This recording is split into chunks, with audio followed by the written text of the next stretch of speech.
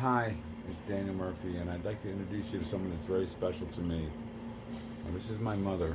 Her name is Jeanne Murphy, and this is her deathbed.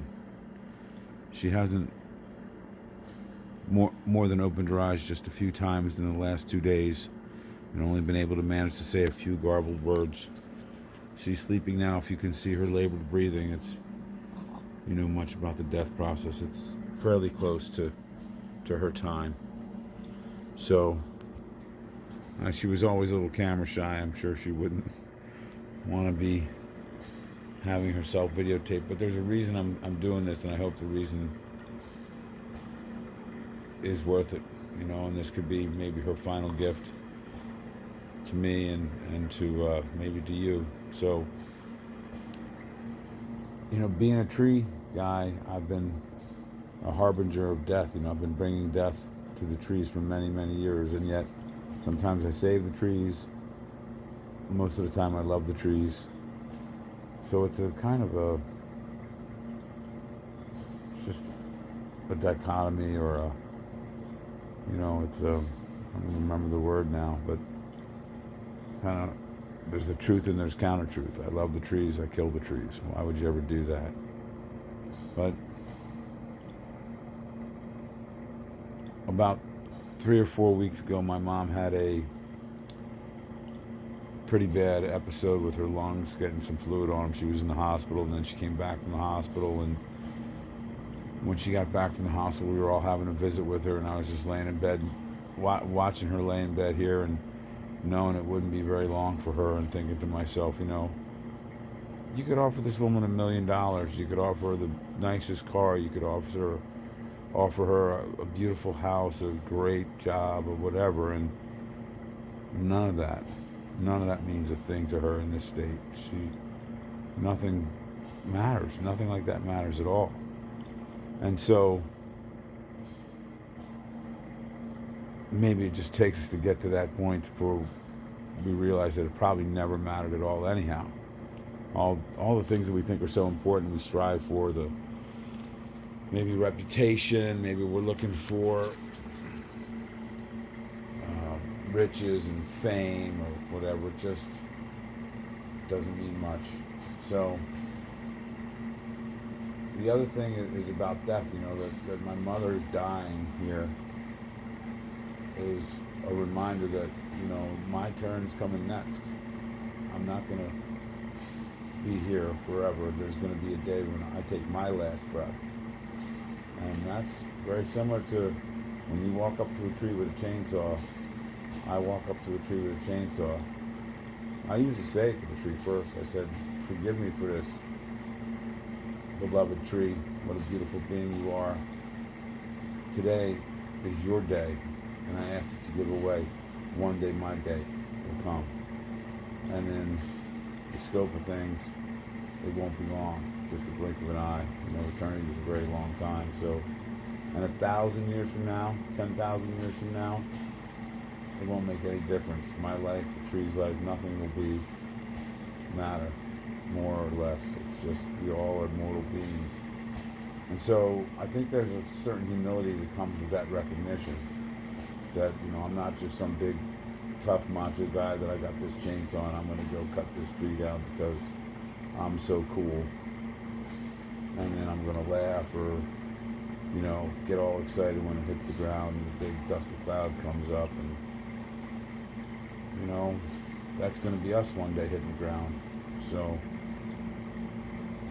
I hope that doesn't sound too preachy, but it's on my mind. I think like that, and I try to remember. This friend of mine was an African medicine man. He was a holy man. We did some work together in the very first year or two when I was in the tree business, and cut this tree down. And I took a piece and I kind of threw it towards him, a piece of wood or something, and I was just laughing. He just looked at me and said, we should be crying here. This isn't the time to, have fun. When this tree is given away today, we should honor it. So, I'm not sure what else to say, but I hope that gives you some perspective. And I guess the other thing is, There's a book called Journey to Ixland, Ixland, by Carlos Castanedas. I read it when I was like maybe 19, and it meant a lot to me. And there's a chapter in there called Death as an Advisor. I mean, basically, if we live our lives like we're going to live forever, then there's no real reason to do much of anything. You know, we could just, it's all unimportant, because if we don't do it today, we can do it tomorrow. But if we realize, hey, tomorrow is not forever. Tomorrow is not, there's a limited number of tomorrows. Maybe we can get busy today doing something that's pretty worthwhile with our lives. And generally, you know, hopefully being of service. Hopefully, you know, creating a better world than the one we left. And, I see so much, it just seems like insanity to me, so much, hatred and violence and just unkindness. People treating each other really mean. And it just seems to me that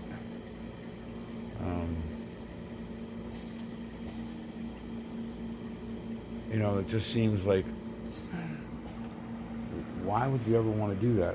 Why wouldn't you want to be a good person that's doing good things and making people feel good and making their lives better, being of service, helping people out?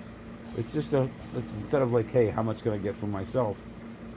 That's one game to play, and it's all just a game, really. The other game would be, how much can I do for others?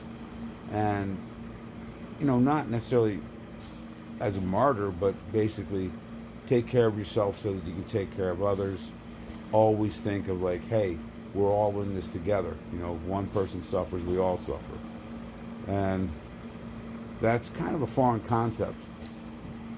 There's this sense of the whole reality of our culture is one of, there's scarce resources and we need to compete for these resources. And so I got to look out for me. I got to watch out. Someone else is going to try to take my stuff, come kill me and take my stuff. So I have to always be on guard.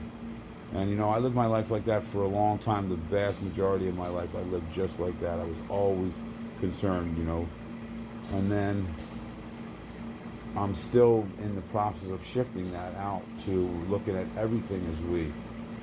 And, kind of taking a stand, like being there and saying, let's all live great lives. And part of that greatness is to be of service and do things for other people. And generally when you do that, you're much happier because you feel better about yourself and people like you and you would like them. You'll have better relationships.